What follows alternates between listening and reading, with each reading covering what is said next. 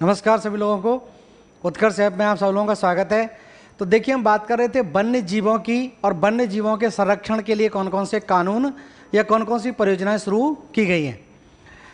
तो देखिए, अभी तक हमने यहाँ पर बात कर ली थी कि कितने भारत में जैव विविधता हॉट स्पॉट थे, और उसके बाद हमने बात की थी भारत में कौन कौन से आपके जैव संरक्षित क्षेत्र हैं। तो मैंने कल आपको शायद लास्ट क्लास में बताया होगा, मैप में भी बताया था शायद, कि भारत में कुल जैव संरक्षित क्षेत्र जो हैं, जैव संरक्षित क्षेत्र, तो भारत में जैव संरक्षित क्षेत्रों की संख्या कितनी थी? 18 थी। 18 जैव संरक्षित क्षेत्र भारत में स्थित हैं। इसके बाद हम बात करें, इनमें से कितने यूनेस्को की सूची में हैं? बायोस्फीयर रिजर्व बोलते हैं इसको इंग्लिश में, बायोस्फीयर रिजर्व्स। ठीक है, इन 18 में से अब 11 जो हैं, 11 जैव संरक्षित क्षेत्र जो है वो ध्यान रखना यूनेस्को की सूची में है। तो 11 जैव संरक्षित क्षेत्र, 11 जैव संरक्षित क्षेत्र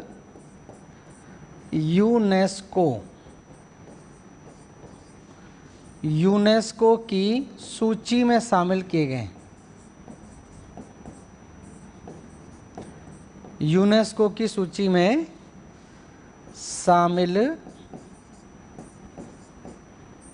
किए गए हैं।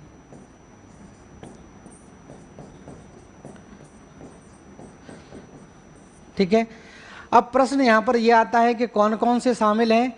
उससे पहले हम जानेंगे, अगर ये पूछा जाए कि यूनेस्को की सूची में शामिल भारत का सबसे पहला जैव संरक्षित क्षेत्र कौन सा है और सबसे आखिरी कौन सा है, मतलब 11वां कौन सा जैव संरक्षित क्षेत्र है जो यूनेस्को की सूची में शामिल किया गया है, तो वो चीजें थोड़ी सी जानने वाली हैं।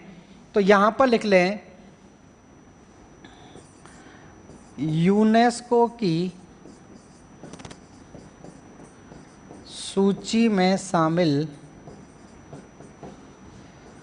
यूनेस्को की सूची में शामिल सबसे पहला जैव संरक्षित क्षेत्र, सबसे पहला जैव संरक्षित क्षेत्र या बायोस्फीयर रिजर्व, ध्यान रखना नीलगिरी है। नीलगिरी, तो नीलगिरी पहाड़ियाँ ध्यान रखना यूनेस्को की सूची में शामिल भारत का सबसे पहला जैव संरक्षित क्षेत्र है, और यही भारत का सबसे पहला घोषित जैव संरक्षित क्षेत्र भी था। 1886 में भारत का सबसे पहला जो जैव संरक्षित क्षेत्र घोषित किया गया था वो भी नीलगिरी था, और बाद में 2001 में यूनेस्को की सूची में शामिल सबसे पहला जैव संरक्षित क्षेत्र भी नीलगिरी पहाड़ियाँ हैं।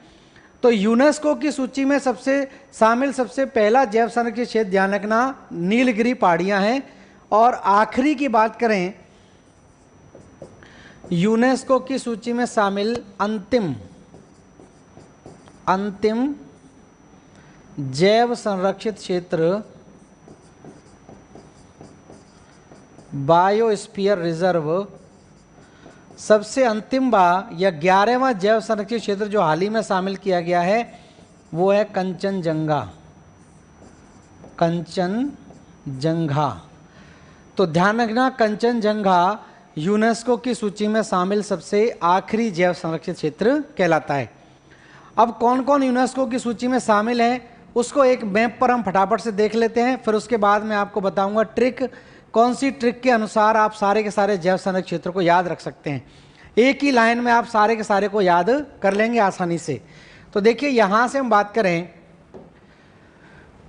ये भारत का मैप आप देख पा रहे होंगे, इसको थोड़ा सा जूम कर दूं, क्लियर हो जाएगा। ठीक है, तो यहां पर लिखिए आप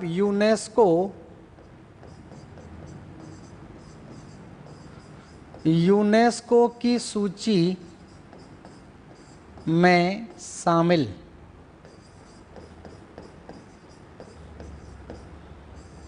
बायोस्फीयर रिजर्व्स।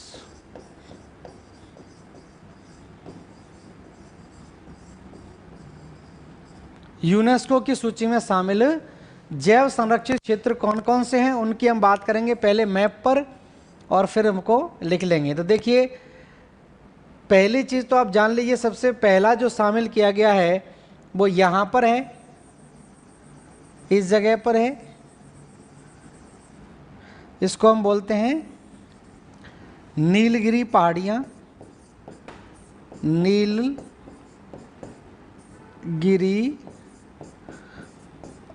पहाड़ियाँ, ये हो गया एक। तो उसके बाद हम बात करें, यहाँ पर एक जैव संरक्षित क्षेत्र है, ये भी यूनेस्को की सूची में शामिल है। इसको बोलते हैं हम नंदा देवी, उत्तराखंड के अंदर है।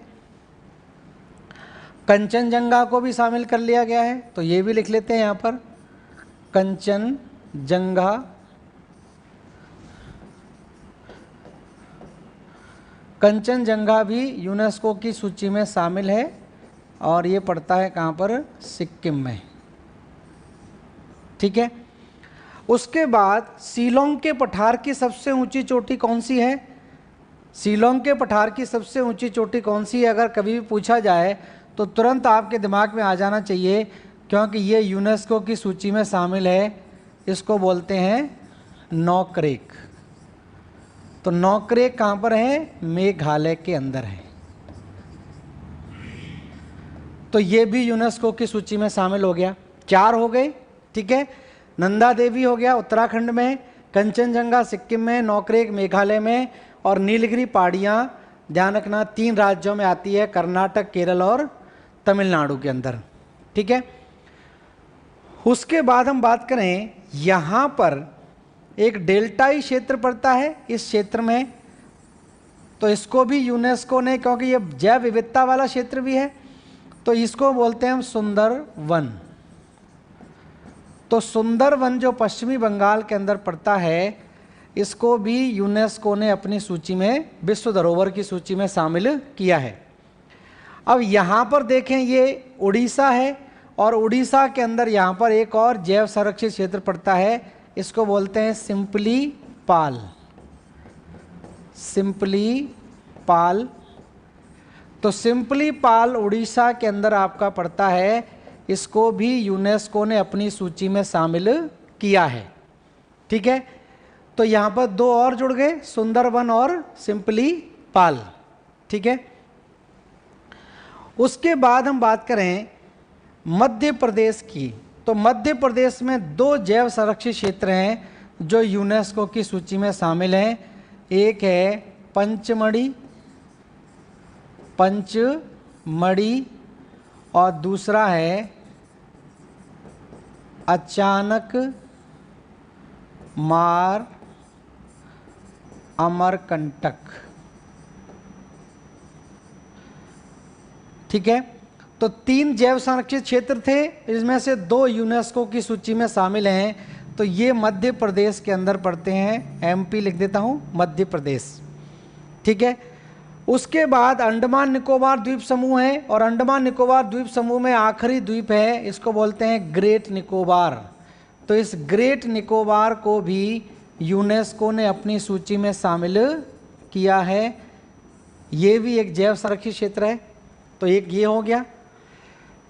उसके बाद हम बात करें, यहाँ पर इस जगह पर, यहाँ पर इसकी इलायची पहाड़ियों की सबसे ऊंची चोटी पड़ती है, इसको बोलते हैं अगस्त मलाई।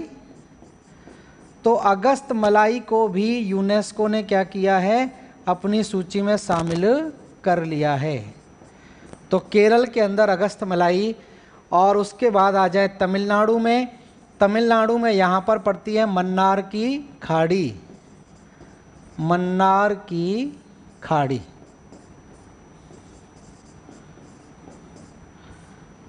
ठीक है।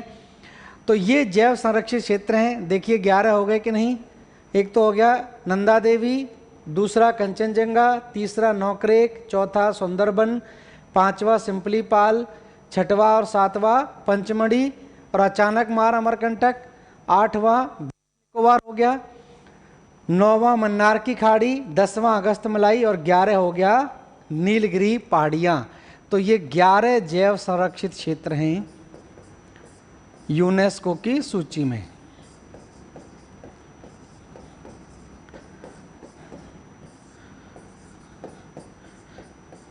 ठीक है, तो यूनेस्को की सूची में 11 जैव संरक्षित क्षेत्र हैं जिसको आपने मैप पर जान लिया। अब देखिए हम बात करें, अब एक ट्रिक मैं आपको बता देता हूं, उसके द्वारा आप सारा का सारा एक ही बार में याद कर लेंगे। तो उसको लिख लीजिए, इसको बना लिया होगा सबने। ठीक है, दोबारा से मैं रिपीट कर देता हूं। नीलगिरी पहाड़ियां, अगस्तमलाई, मन्नार की खाड़ी, पंचमढ़ी, अचानक मार अमरकंटक, ग्रेट निकोबार, सिंपली पाल उड़ीसा, सुंदरबन पश्चिमी बंगाल, नौक्रेक मेघालय, कंचनजंगा सिक्किम में और नंदा देवी उत्तराखंड के अंदर।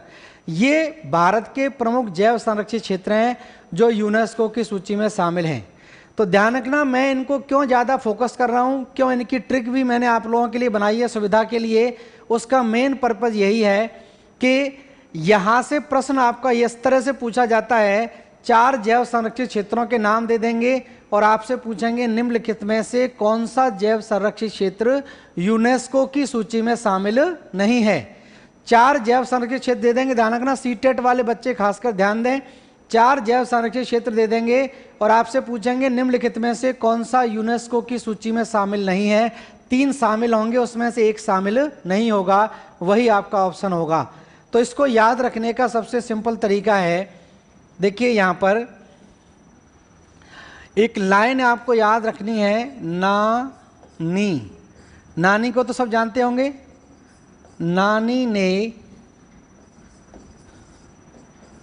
सुंदर सिंपल ग्रेट, नानी ने सुंदर सिंपल ग्रेट पंच कंचन को कंचन नाम है पंच का, अचानक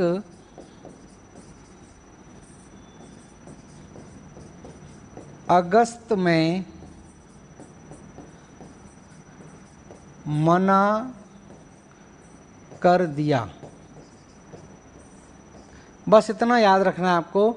दोबारा से रिपीट कर देता हूँ, नानी ने सुंदर सिंपल ग्रेट पंच कंचन को अचानक अगस्त में मना कर दिया। ये लाइन याद रखेंगे तो यूनेस्को की सूची में शामिल 11 के 11 आपको याद हो जाएंगे। क्या मतलब है इसका, तो यहाँ पर इसको देखिए, ना से हो जाएगा नंदा देवी, नंदा देवी। नी से हो जाएगा नीलगिरी, नीलगिरी। तो नीलगिरी पहाड़ियाँ हो जाएगा नी से। ने से हो जाएगा नौक्रेक, नौक्रेक। तो ने से ध्यान रखें, नौक्रेक। सुंदर से आप जान जाएंगे क्या होगा, सुंदर से हो जाएगा सुंदरवन, सुंदरवन। सिंपल से हो जाएगा सिंपली पाल, सिंपली पाल उड़ीसा में सिंपली पाल। ग्रेट से हो जाएगा great Nicobar, great Nicobar. Great Nicobar हो जाएगा ग्रेट से। पंच से हो जाएगा पंचमढ़ी, पंचमढ़ी। कंचन से हो जाएगा कंचनजंगा, कंचनजंगा हो जाएगा। ठीक है, इस तरह से एक हिंट मिल जाएगी आपको एग्जाम के लिए, लाइन याद रहेगी तो। अचानक की बात करें तो अचानक से हो जाएगा अचानक मार अमरकंटक, अचानक मार अमरकंटक। अगस्त से अगस्त मलाई, अगस्त मलाई। ठीक है, उसके बाद मन्नार से हो जाएगा मन्नार की खाड़ी, मन्नार की खाड़ी। तो ये 11 जैव संरक्षित क्षेत्र आपको याद हो जाएंगे इस तरीके से। तो देख लीजिए यहाँ पर, इस लाइन को याद कर लीजिए, लिख लीजिए इसको, ठीक है। तो नानी ने सुंदर सिंपल ग्रेट पंच कंचन को अचानक अगस्त में मना कर दिया। तो ये 11 जैव संरक्षित क्षेत्र हैं जिनको याद रखने का सबसे आसान तरीका मैंने आपको बता दिया। एक लाइन याद रखनी है, ना से हो जाएगा नंदा देवी, नी से हो जाएगा नीलगिरी और ने से हो जाएगा नौकरेक। सुंदर से सुंदरबन, सिंपल से सिंपली पाल, ग्रेट से ग्रेट निकोबार, पंच से पंचमढ़ी और कंचन से कंचनजंगा, अचानक से अचानक मार अमरकंटक, अगस्त से अगस्त मलाई और मन्ना से हो जाएगी मन्नार की खाड़ी। तो ये सिंपल तरीका है इसको याद रखने का। तो ये तो हो गए जैव संरक्षित क्षेत्र। तो जैव संरक्षित क्षेत्रों को आप जान गए।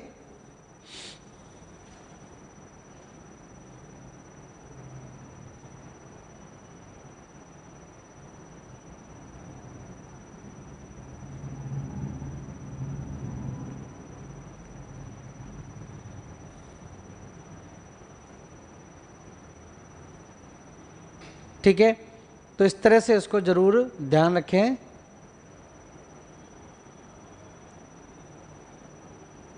लिख लें इसको फटाफट।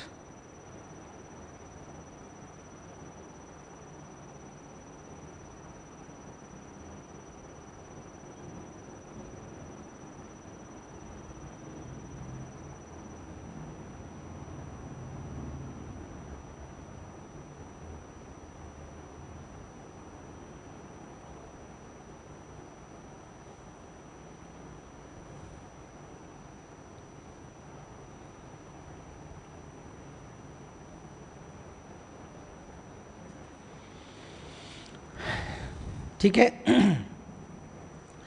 अब देखिए हम बात कर रहे हैं भारत में कुछ संरक्षण के लिए, जीवों के संरक्षण के लिए कुछ प्रोजेक्ट शुरू किए गए थे।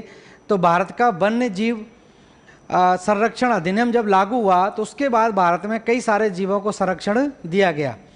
तो उसी हिसाब से इसको लिख लेते हैं। तो सबसे पहला लिखिए, हेडिंग डाल लीजिए आप,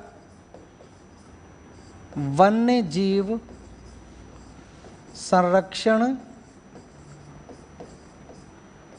परियोजनाएं।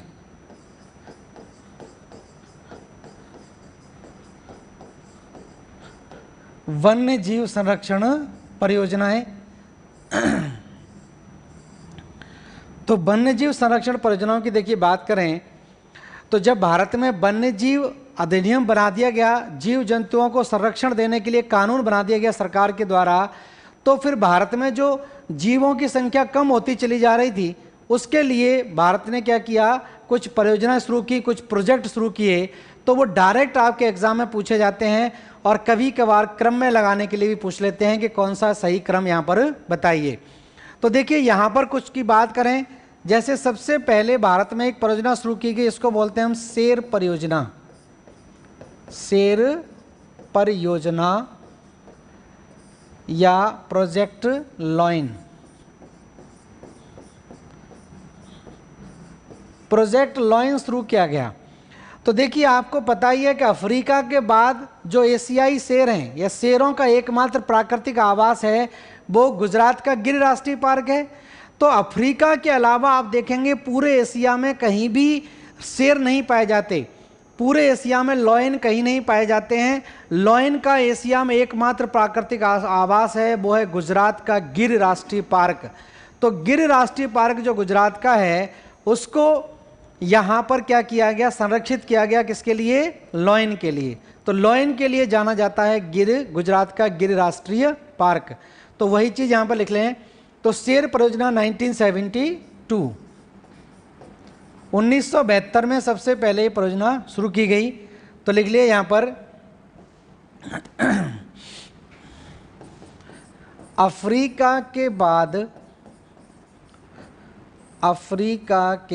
बाद शेरों का अफ्रीका के बाद शेरों का एकमात्र प्राकृतिक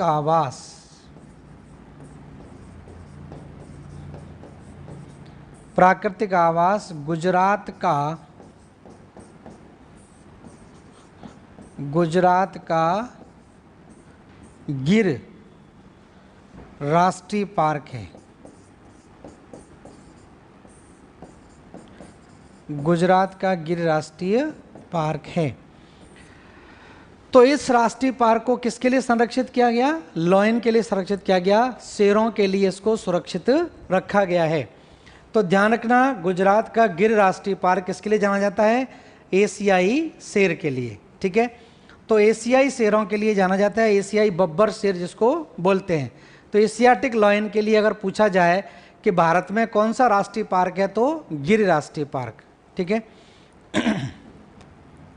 तो लिख लेना गिर राष्ट्रीय पार्क,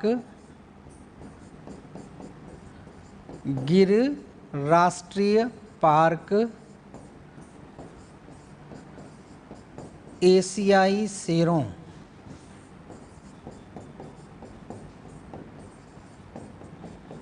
के लिए, एशियाई शेरों के लिए प्रसिद्ध है।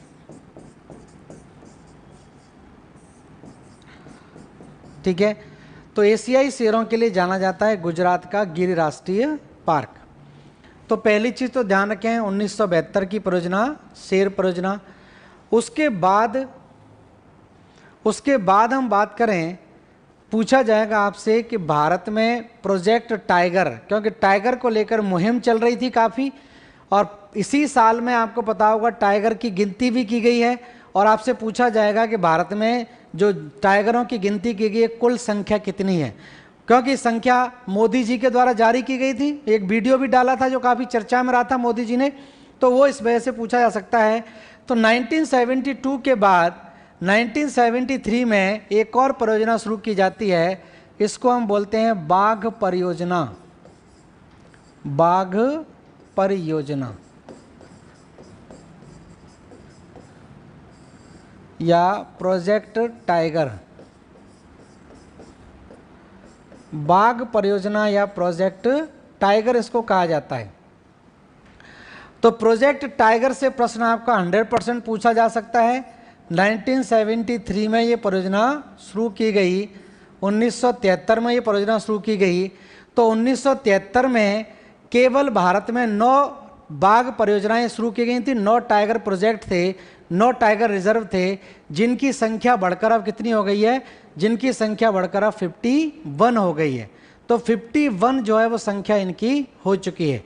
ठीक है, तो हम उसी के बारे में बात करेंगे बाघ परियोजना में। तो लिख लेना बाघों की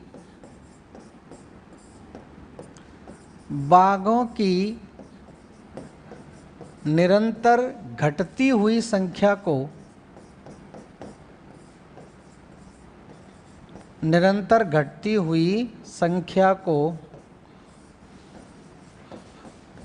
देखते हुए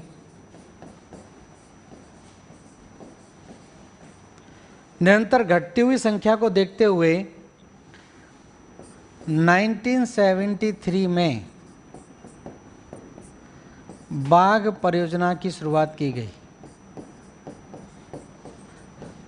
बाघ परियोजना की शुरुआत की गई। ठीक है, 1973-74 में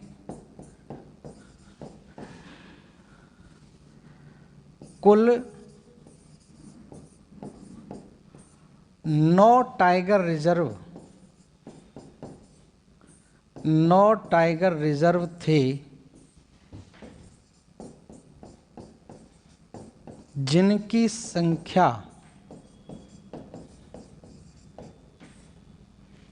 तो केवल 9 टाइगर रिजर्व हुआ करते थे 1973-74 में। ठीक है, जिनकी संख्या बढ़कर अब जिनकी संख्या बढ़कर अब 51 हो गई है। तो भारत में टाइगर रिजर्व की कुल संख्या कितनी है? 51 है। 51 टाइगर रिजर्व भारत में पाए जाते हैं। ठीक है, तो ध्यान रखना टाइगर रिजर्व कितने हैं? 51। तो टाइगर रिजर्व की संख्या हो गई 51। और अब पूछा जाए कि भारत का सबसे पहला टाइगर रिजर्व कौन सा है, तो ध्यान रखना भारत का सबसे पहला टाइगर रिजर्व जिम कॉर्बेट राष्ट्रीय पार्क है। अब यहाँ पर कुछ पॉइंट लिख लेते हैं एग्जाम के पॉइंट ऑफ व्यू से। तो लिखिए भारत का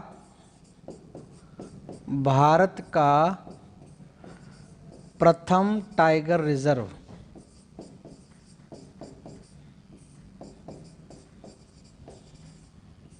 ठीक, तो भारत का प्रथम टाइगर रिजर्व लिख लेना, इसको बोलते हैं जिम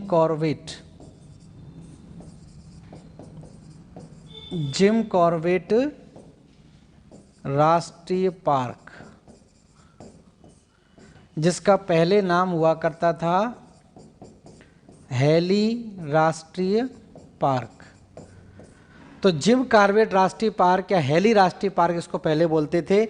उत्तराखंड में पड़ता है, उत्तराखंड भारत का सबसे पहला टाइगर रिजर्व है। ठीक है, तो भारत का सबसे पहला टाइगर रिजर्व पूछा जाए कौन सा है, तो ध्यान रखना जिम कॉर्बेट राष्ट्रीय पार्क है। तो भारत का पहला टाइगर रिजर्व है। अब एक और प्रश्न मैंने देखा है, पूछा जाता है कि सबसे बड़ा टाइगर रिजर्व कौन सा है, तो ध्यान रखना सबसे बड़ा टाइगर रिजर्व अगर पूछा जाए तो वो लिख लेना यहाँ पर, अगला पॉइंट लिख लेना इसी में ही, सबसे बड़ा टाइगर रिजर्व, सबसे बड़ा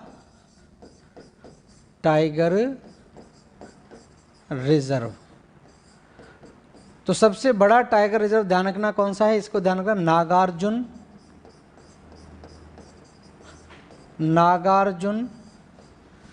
श्रीशैलम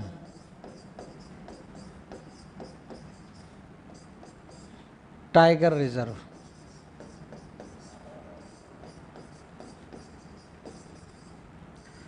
नागार्जुन श्रीशैलम टाइगर रिजर्व ध्यान रखना सबसे बड़ा टाइगर रिजर्व कहलाता है। नागार्जुन श्रीशैलम टाइगर रिजर्व कहाँ पर होगा? Telangana, Andhra Pradesh. Telangana, Andhra Pradesh.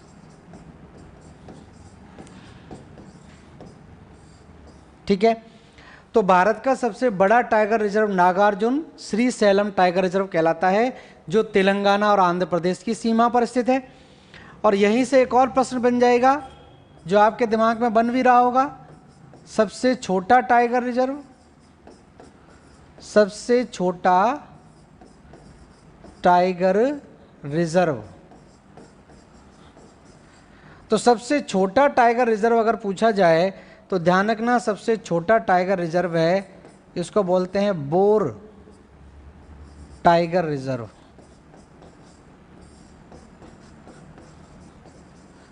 Bore tiger reserve Maharashtra के अंदर पड़ता है और ये सबसे छोटा टाइगर रिजर्व कहलाता है। सबसे छोटा टाइगर रिजर्व अगर पूछा जाए कौन सा है तो बोर टाइगर रिजर्व, सबसे बड़ा कौन सा है तो नागार्जुन श्रीशैलम टाइगर रिजर्व। तो नागार्जुन श्रीशैलम टाइगर रिजर्व ध्यान रखना सबसे बड़ा टाइगर रिजर्व कहलाता है। और सबसे छोटा पूछा जाए तो सबसे छोटा ध्यान रखना बोर टाइगर रिजर्व।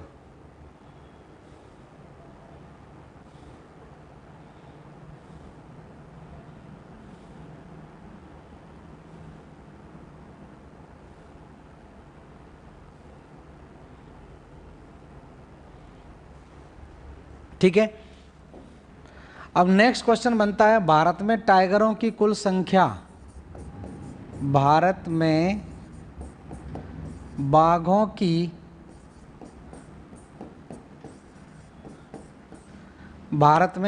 की कुल संख्या। ठीक है, तो ध्यान रखना भारत में अगर बाघों की कुल संख्या आपसे पूछी जाती है तो ये आंकड़े हाल ही में सरकार के द्वारा जारी किए हैं। तो लगभग 3000 बाघ जो है भारत में पाए जाते हैं, 2967 लगभग 3000 ध्यान रखना बाघ जो है वो भारत में हैं। और ये ध्यान रखना विश्व में सबसे ज़्यादा टाइगरों जो है वो भारत में ही पाए जाते हैं। तो लगभग 3000 इनकी संख्या है, बाघों की कुल संख्या। ठीक है, सर्वाधिक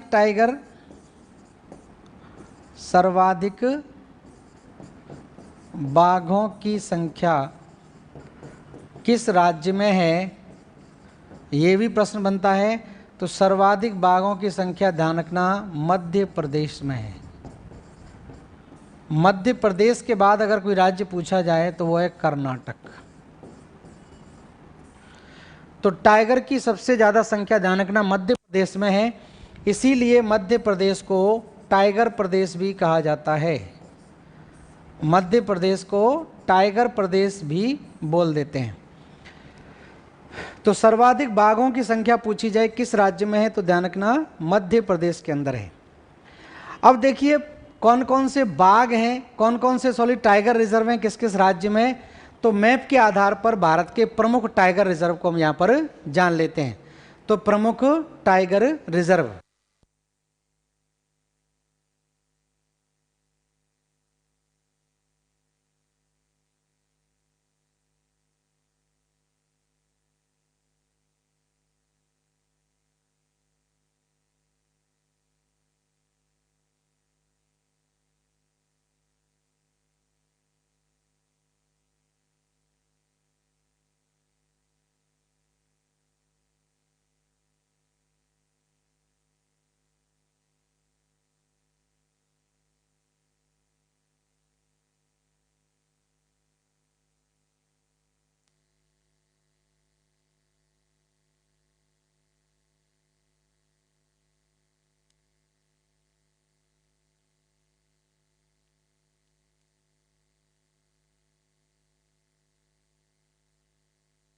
ये कुछ आंकड़े ध्यान रखना इस तरह से। सबसे बड़ा टाइगर रिजर्व, सबसे छोटा टाइगर रिजर्व, और इससे पहले मैंने लिखा था यहाँ पर भारत का प्रथम टाइगर रिजर्व। तो पहला टाइगर रिजर्व तो आपको जिम कॉर्बेट ध्यान रखना है, पूछा जाता है कई बार। और जो हाल ही में बना है 51वां 51वां जो टाइगर रिजर्व है उसको अगर आपको याद रखना है तो वो आपका मध्य प्रदेश में ही है, जिसको बोलते हैं भोरामदेव टाइगर रिजर्व। तो ध्यान रखना प्रथम टाइगर रिजर्व तो हो गया, इसके साथ में यहां पर लिख लेना 51वां टाइगर रिजर्व। तो भारत में 51वां टाइगर रिजर्व जो घोषित किया गया है ये है भोरामदेव। भोरामदेव कहलाता है। तो भोरामदेव टाइगर रिजर्व, तो भोरामदेव टाइगर रिजर्व लिख लेना, ये है पड़ता है आपका मध्य प्रदेश में। तो मध्य प्रदेश के अंदर है 51वां टाइगर रिजर्व जिसको बोलते हैं भोरामदेव टाइगर रिजर्व। और सबसे पहला टाइगर रिजर्व कौन सा है, Jim Corbett tiger reserve.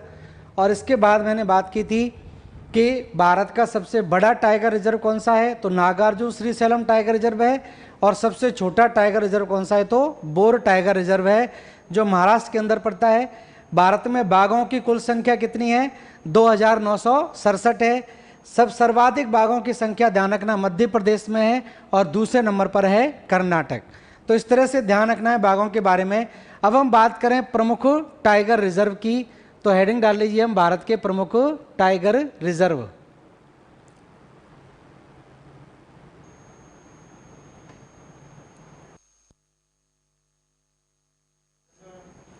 Bharat के प्रमुख टाइगर रिजर्व, तो देखिए मैं मैप पर बता देता हूं आपको। तो यहां पर ये मैप ले लेते हैं एक, तो इसको आप बना लें आराम से। तो भारत के प्रमुख टाइगर रिजर्व, तो ये मैप आपको दिखाई दे रहा होगा। मेन टाइगर रिजर्व मैं यहाँ पर लिख देता हूँ जिससे कि आपको आसानी हो जाएगी समझने में। तो देखिए प्रमुख टाइगर रिजर्व की हम बात करें तो शुरुआत करते हैं ऊपर से ही। प्रमुख टाइगर रिजर्व की बात करें तो उत्तराखंड से बात करते हैं। तो ये उत्तराखंड है, आप देख पा रहे होंगे। तो तो उत्तराखंड के अंदर टाइगर रिजर्व आपको पता ही है कौन सा है, तो उत्तराखंड में आप लिख लें यहाँ पर, इसको बोलते हैं जिम कॉर्बेट।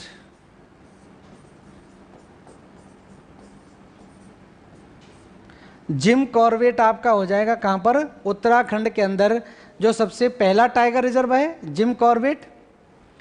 जिम कॉर्बेट के बाद आ जाए हम उत्तर प्रदेश में, तो ये तो हो गया उत्तराखंड के अंदर, मैं यूके लिख देता हूँ उत्तराखंड। और उसके बाद आ जाए उत्तर प्रदेश में, तो उत्तर प्रदेश में लिख लेना यहाँ पर दुधवा। दुधवा ध्यान रखना कहाँ पर है, उत्तर प्रदेश के अंदर पड़ता है दुधवा। ठीक है, तो उत्तर प्रदेश के अंदर आपका आ गया कौन सा, दुधवा टाइगर रिजर्व। और जिम कॉर्बेट आ गया कहाँ पर, उत्तराखंड में। तो उत्तराखंड में ध्यान रखना दुधवा, वो उत्तराखंड में जिम कॉर्बेट, और उत्तर प्रदेश में दुधवा। ठीक है, उसके बाद हम आ जाएं बिहार के अंदर, तो ये एक राज्य आप देख रहे हैं बिहार है। तो बिहार में एक तो वाल्मीकि है और एक बक्सर टाइगर रिजर्व है। तो मेन मैं आपको बता दूं, बिहार के अंदर ध्यान रखना, एक तो लिख लेना वाल्मीकि और एक लिख लेना बक्सर। वाल्मीकि और दूसरा है बक्सर, ये दोनों बिहार के अंदर हैं। ठीक है, वाल्मीकि और बक्सर ध्यान रखना बिहार में हो गए। अब हम बात करें इसके बगल में पश्चिमी बंगाल पड़ता है, तो पश्चिमी बंगाल के अंदर एक तो बुक्सा पड़ता है, ध्यान रखना बुक्सा, BUXA, यहाँ पड़ता है इस जगह पर बुक्सा। तो मैं बुक्सा लिख देता हूँ यहीं पर इस तरह से, बुक्सा। बुक्सा ध्यान रखना कहाँ पर है, वेस्ट बंगाल में। पश्चिमी बंगाल के अंदर ध्यान रखना बुक्सा है। अब इधर आ जाएं अरुणाचल प्रदेश में, तो अरुणाचल प्रदेश में एक पड़ता है, इसको बोलते हैं नामधापा या नाम धूपा बोलते हैं। अरुणाचल प्रदेश, नामधापा, अरुणाचल। अरुणाचल प्रदेश में आप लिख लेना नामधापा। और असम में आप जानते हैं मानस, मानस प्रसिद्ध है असम के अंदर। ठीक है, इसी तरह से आप देखेंगे नेक्स्ट नीचे, तो देखिए पहले लिख लें असम में, असम में यहाँ पर पड़ता है मानस। मानस हालांकि हाथियों के लिए, लेकिन टाइगर के लिए भी जाना जाता है मानस, और मानस लिख लेना असम। उसके बाद ये पूर्वोत्तर राज्य कहलाते हैं, और पूर्वोत्तर राज्यों में लास्ट में एक राज्य दिखाई दे रहा है, उसको बोलते हैं मिजोरम। और मिजोरम के अंदर एक पड़ता है, इसको बोलते हैं डम्फा। मिजोरम में जरूर ध्यान रखें, पूछ सकते हैं एग्जाम में डम्फा। तो डम्फा टाइगर रिजर्व ध्यान रखना कहां पर है, मिजोरम में। डम्फा हो गया कहां पर, मिजोरम के अंदर। अब यहां पर सुंदरवन है, और सुंदरवन का जो फॉरेस्ट है उसमें आपको पता होगा रॉयल बंगाल टाइगर पाया जाता है।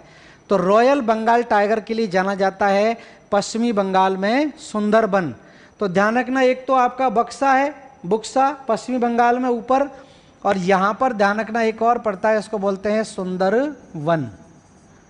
तो सुंदरवन टाइगर रिजर्व किसके लिए जाना जाता है, रॉयल बंगाल टाइगर के लिए जाना जाता है, रॉयल बंगाल टाइगर। तो रॉयल बंगाल टाइगर के लिए सुंदरवन क्षेत्र आपका प्रसिद्ध है। और इसी तरह हम बात करें उड़ीसा की, ये उड़ीसा है, तो उड़ीसा में लिख ले सिंपली पाल। सिंपली पाल, सिंपली पाल उड़ीसा के अंदर है, इसको भी टाइगर रिजर्व घोषित किया गया है। तो सिंपली पाल उड़ीसा के अंदर एक टाइगर रिजर्व है। इसी तरह हम बात करें छत्तीसगढ़ की, तो छत्तीसगढ़ में इंद्रावती है, छत्तीसगढ़ में इंद्रावती, यहां पर एक टाइगर रिजर्व है छत्तीसगढ़ में इंद्रावती। इंद्रावती छत्तीसगढ़, इंद्रावती हो गया। मध्य प्रदेश के अंदर बात करें तो मध्य प्रदेश को तो टाइगर प्रदेश बोलते हैं, तो यहाँ पर पन्ना है, पेंच है, बांधवगढ़ है, कान्हा है, बोरी है, ये मेन यहाँ पर पाए जाते हैं। तो पन्ना, पेंच, बांधवगढ़, मोरी, मैं इधर लिख देता हूँ मध्य प्रदेश में, ये मध्य प्रदेश, एमपी, मध्य प्रदेश।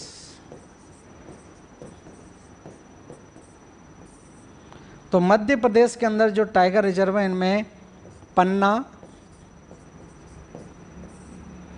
पेंच, बांधवगढ़,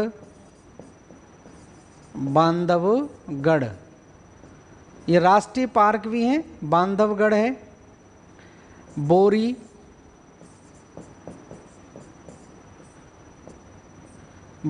एक जगह पड़ती है यहाँ पर, बोरी टाइगर रिजर्व है। कान्हा है, कान्हा, और जो हाल ही में 51वां घोषित किया गया है वो भी लिख लें, भोरामदेव। तो ये प्रमुख टाइगर रिजर्व ध्यान रखना कहाँ पर हैं, मध्य प्रदेश के अंदर पड़ते हैं। मध्य प्रदेश में मेन है क्योंकि सबसे ज़्यादा टाइगर की संख्या कहाँ पर है, यहीं पर पड़ती है। गुजरात में गिर राष्ट्रीय पार्क को भी घोषित किया गया है। और आपको पता होगा आपके राजस्थान के अंदर, राजस्थान में सरिस्का है, रणथंभौर है, सरिस्का और रणथंभौर भी आपके टाइगर रिजर्व है मेन। हालांकि मुकुंदरा हिल में भी टाइगर पाए जाते हैं, लेकिन यहाँ पर ध्यान रखें राजस्थान में सरिस्का और रणथंभौर मेन है, रणथंभौर, ठीक है। गुजरात में लिख लेना, यहाँ पर गिर राष्ट्रीय पार्क पड़ता है गुजरात में। गुजरात में गिर हो गया। और थोड़ा नीचे चले जाएं तो ये आपका आ गया कौन सा, महाराष्ट्र में भी लिखना चाहें तो महाराष्ट्र में आपका मेलघाट एक पड़ता है, मेलघाट इसको बोलते हैं गुजरात में, या महाराष्ट्र में मेलघाट, ठीक है। यहाँ पर आ जाएं कर्नाटक के अंदर, तो कर्नाटक में ध्यान रखना, कर्नाटक में पूछा भी जाता है बांदीपुर,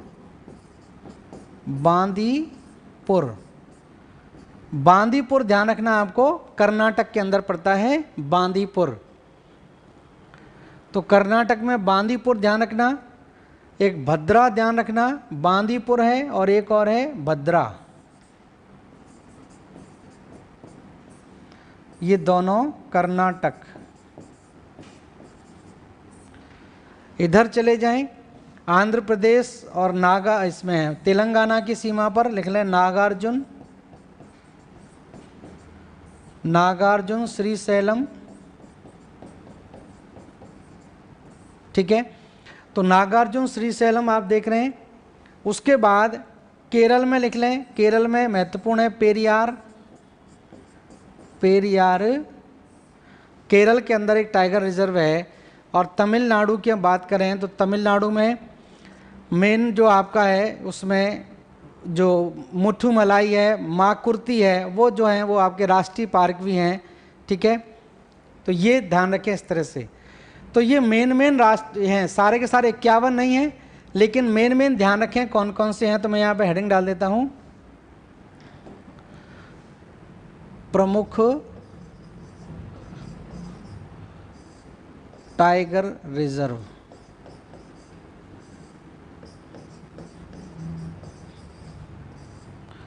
तो भारत के जो प्रमुख टाइगर रिजर्व हैं उनकी सूची आप इस तरह से खुद से भी बना सकते हैं।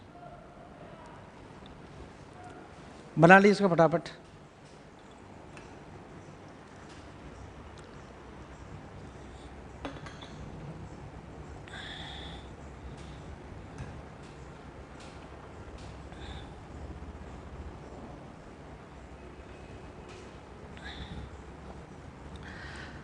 ठीक है, तो इस तरह से आपको इसको थोड़ा सा ध्यान रखना है। तो दो परियोजनाओं के बारे में बात हो गई, शेर परियोजना हो गई 1972 और 1973 में टाइगर परियोजना। अब आ जाते हैं हम नेक्स्ट अगली परियोजना पर 1975 में। तो 1975 में एक परियोजना शुरू की गई थी, उसको हम बोलते हैं प्रोजेक्ट क्रोकोडाइल। तो प्रोजेक्ट क्रोकोडाइल ध्यान रखना पूछा जाता है कब शुरू किया गया, तो 1975 के अंदर। तो इतना लिख लिया होगा, आगे चलते हैं।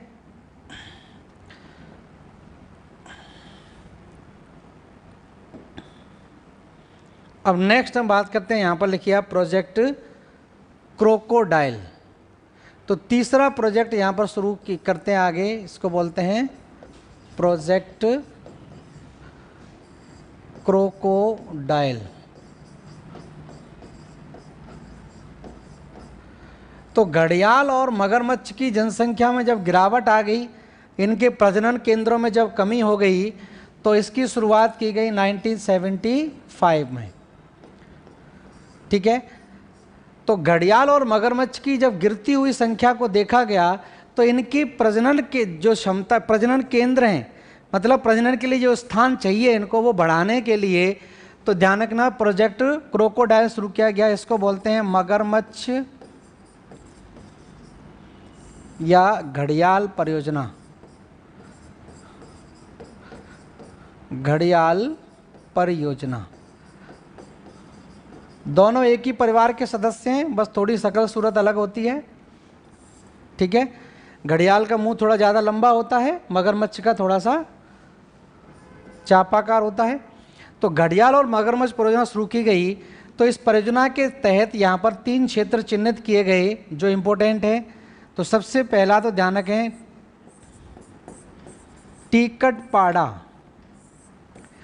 टीकटपाड़ा, दूसरा है कुकरेल, कुकरेल, और तीसरा है चंबल वन्य जीव अभ्यारण्य।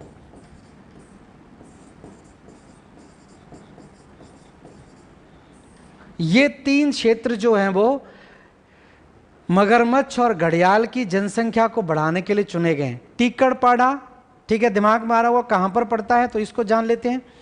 तो टीकटपाड़ा ध्यान रखना, ये पड़ता है महानदी बेसिन। महानदी को चुना गया क्योंकि ये पानी में ही रहते हैं, पानी में रहने वाले जीव हैं। तो महानदी, और महानदी में ये ध्यान रखना कहाँ पर है, उड़ीसा में। तो एक तो ये क्षेत्र चुना गया।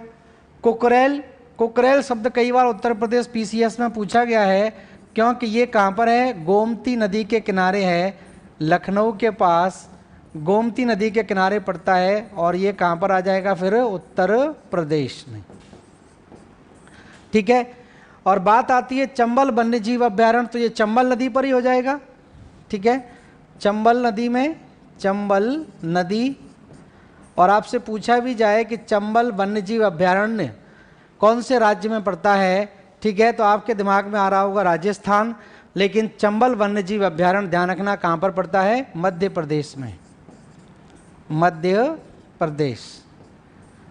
ठीक है, तो भिंड मुरैना आपने सुना होगा, भिंड मुरैना वाला जो क्षेत्र है, वहाँ पर मगरमच्छ और घड़ियालों की जनसंख्या बढ़ाने के लिए क्षेत्र को संरक्षित किया गया है। तो प्रोजेक्ट क्रोकोडाइल की शुरुआत की गई 1975 में, जिसको मगरमच्छ या घड़ियाल परियोजना कहा जाता है। इसके अंतर्गत 3 प्रमुख क्षेत्रों को चुना गया है, जहां पर इनके प्रजनन केंद्र बनाए गए हैं, इनको जनसंख्या बढ़ाने का मौका दिया गया है। तो टीकटपाड़ा आपका महानदी में पड़ता है, उड़ीसा में। कुकरेल आपका गोमती नदी के किनारे, उत्तर प्रदेश में। और चंबल वन्यजीव अभ्यारण्य चंबल नदी के तट पर है, और ये कहाँ पर है, मध्य प्रदेश के अंदर पड़ता है। तो ये 3 क्षेत्र ध्यान रखना प्रोजेक्ट क्रोकोडाइल के अंतर्गत आते हैं। तो ये नाम पूछ लेते हैं, कुकरेल किसके लिए प्रसिद्ध है, टीकटपाड़ा किसके लिए प्रसिद्ध है, या चंबल वन्यजीव अभ्यारण्य किसके लिए जाना जाता है। तो ये आंख बंद करके लगा देना, घड़ियाल और मगरमच्छ ही ऑप्शन में आपका होगा। तो इनकी जनसंख्या बढ़ाने के लिए ये व्यवस्था यहाँ पर की गई है। उसके बाद अगली परियोजना पर आ जाते हैं, नेक्स्ट। ठीक है, इस परियोजना को हम बोलते हैं गेंडा परियोजना, गेंडा परियोजना या प्रोजेक्ट राइनो। प्रोजेक्ट राइनो कहा जाता है इसको। और प्रोजेक्ट राइनो शुरू किया गया 1987 में। 1987। तो 1987 के अंदर प्रोजेक्ट राइनो की बात आती है, और प्रोजेक्ट राइनो के अंतर्गत आपको पता ही होगा, एक सींग वाला गेंडा, एक सींग वाला गेंडा, एक सींगी गेंडा या सिंगल हॉर्न राइनोसोरस की जो प्रजाति है वो केवल भारत में ही पाई जाती है। और भारत में भी ये कहाँ पर पाई जाती है? असम के अंदर।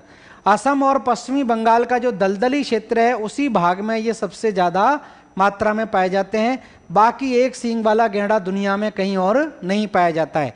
और जाहिर सी बात है, जब ये भारत में ही पाया जाएगा और इसका सींग पाने के लिए लोग बाग पूरे जीव की हत्या कर देते हैं, तो इस जीव को संरक्षण देने के लिए भारत सरकार ने 1987 में एक कदम उठाया जिसको हम बोलते हैं गेंडा परियोजना या प्रोजेक्ट राइनो। ठीक है, तो गेंडा परियोजना में हम लिख लेते हैं यहां पर single horn rhinoceros, single horn rhinoceros या एक सींगी गेंडा, एक सींग वाला गेंडा।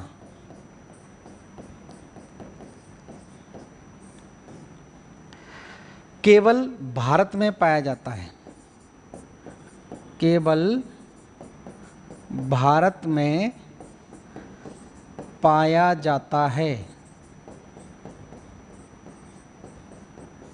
ठीक है, इसके संरक्षण हेतु, इसके संरक्षण हेतु काजीरंगा, सुना होगा नाम, काजीरंगा राष्ट्रीय पार्क प्रमुख है। काजीरंगा राष्ट्रीय पार्क। तो काजीरंगा राष्ट्रीय पार्क कहां पर पड़ता है? असम में प्रमुख है या प्रसिद्ध है। तो ये कई बार एग्जाम में पूछा गया है कि काजीरंगा राष्ट्रीय पार्क किसके लिए प्रसिद्ध है, किस जीव के लिए? क्योंकि कुछ राष्ट्रीय पार्क जो हैं वो प्रमुख मोस्टली उस जीव के लिए जाने जाते हैं। जैसे हेमिस राष्ट्रीय पार्क जाना जाता है हंगुल के लिए, जैसे यहाँ पर काजीरंगा है एक सींग वाले गेंडे के लिए जाना जाता है। गिर राष्ट्रीय पार्क है एशियाई लॉयन के लिए जाना जाता है। तो ये कुछ राष्ट्रीय पार्क ऐसे हैं जो एक पर्टिकुलर जीव के लिए प्रसिद्ध हैं। तो काजीरंगा राष्ट्रीय पार्क आप देखोगे असम में किसके लिए जाना जाता है? गेंडा के लिए जाना जाता है। तो यहाँ पर एक सींग वाले गेंडे के लिए संरक्षण के लिए किया गया। इसके अतिरिक्त असम के अतिरिक्त ध्यान रखना पश्चिमी बंगाल में भी ये गेंडा एक पाया जाता है, एक सींग वाला गेंडा पाया जाता है। तो असम में काजीरंगा है, मानस है, ये मेनली आपके प्रसिद्ध है किसके लिए? ठीक है, तो लिख लेना इसमें नेक्स्ट पॉइंट। इसके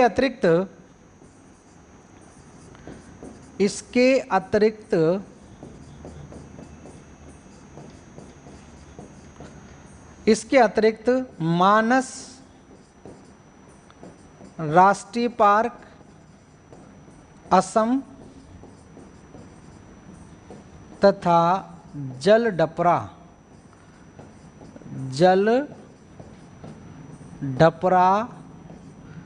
राष्ट्रीय पार्क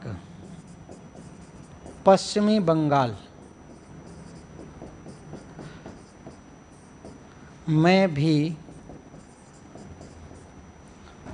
एक सींगी गेंडा पाया जाता है, एक सींगी गेंडा पाया जाता है। ठीक है, तो ध्यान रखना असम में काजीरंगा राष्ट्रीय पार्क के अतिरिक्त आप देखेंगे मानस में और जलडपरा राष्ट्रीय पार्क जो पश्चिमी बंगाल के अंदर पड़ता है, यहाँ भी सिंगल हॉर्न राइनोसोरस मिलता है, एक सींगी गेंडा आपका पाया जाता है। अब 1987 के बाद से अगर आप देखें और आगे की तरफ हम जाएं तो 1992 में एक और परियोजना शुरू की जाती है। 1992 में इसको बोलते हैं हाथी परियोजना, हाथी परियोजना। ठीक है, या प्रोजेक्ट एलिफेंट, प्रोजेक्ट एलिफेंट। और इस परियोजना को नाम दिया गया हाथी मेरे साथी। तो हाथी को बचाने के लिए परियोजना शुरू की गई, क्योंकि हाथी दांत जो होता है, हाथी का जो दांत है वो काफ़ी बहुमूल्य होता है, तो उसको प्राप्त करने के लिए इंसान पूरे के पूरे जीव को ही मार देता है। तो लगातार इस तरह की घटनाओं में जब बढ़ोतरी हुई तो फिर भारत सरकार को एक प्रोजेक्ट लाना पड़ा जिसको बोलते हैं प्रोजेक्ट एलिफेंट। तो इसके तहत हाथी को बचाने के लिए कुछ जो राष्ट्रीय पार्क है उनको सुरक्षित किया गया। तो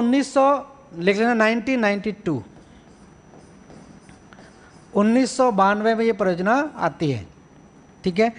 तो लिख लेना हाथी उष्ण एवं आर्द्र जलवायु का जीव है। तो हाथी वहीं पर ज़्यादा पाया जाता है जहाँ पर बहुत ज़्यादा गर्मी और बहुत ज़्यादा बारिश होती है।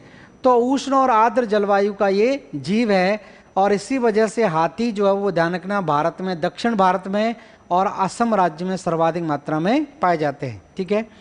तो लिख लेना हाथियों की सर्वाधिक संख्या, हाथियों की सर्वाधिक संख्या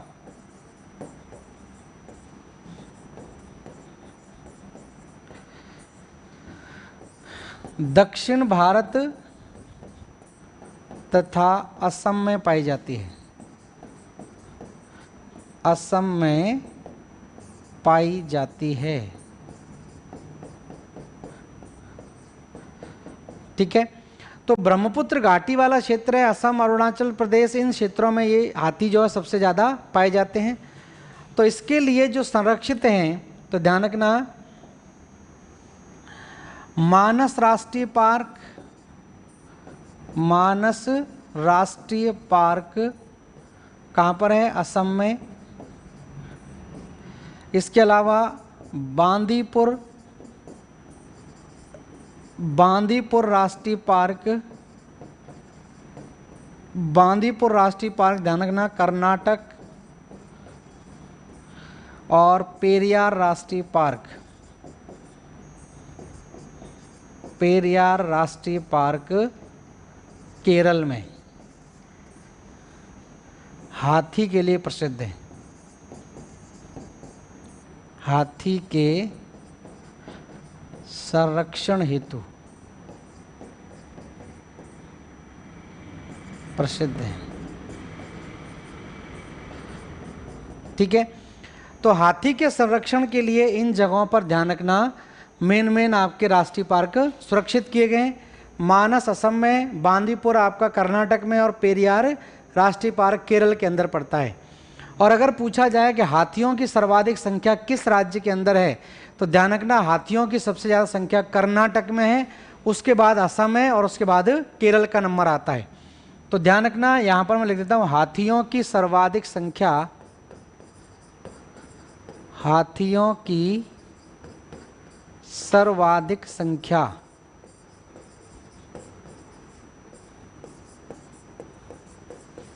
तो हाथियों की सर्वाधिक संख्या की बात करें तो पहले नंबर पर आता है कर्नाटक, दूसरे नंबर पर आता है असम, और तीसरे नंबर पर आता है केरल। 3 राज्यों में सबसे ज़्यादा है, ठीक है। तो इतना ही रहने देते हैं, आज समय कंप्लीट हो गया है।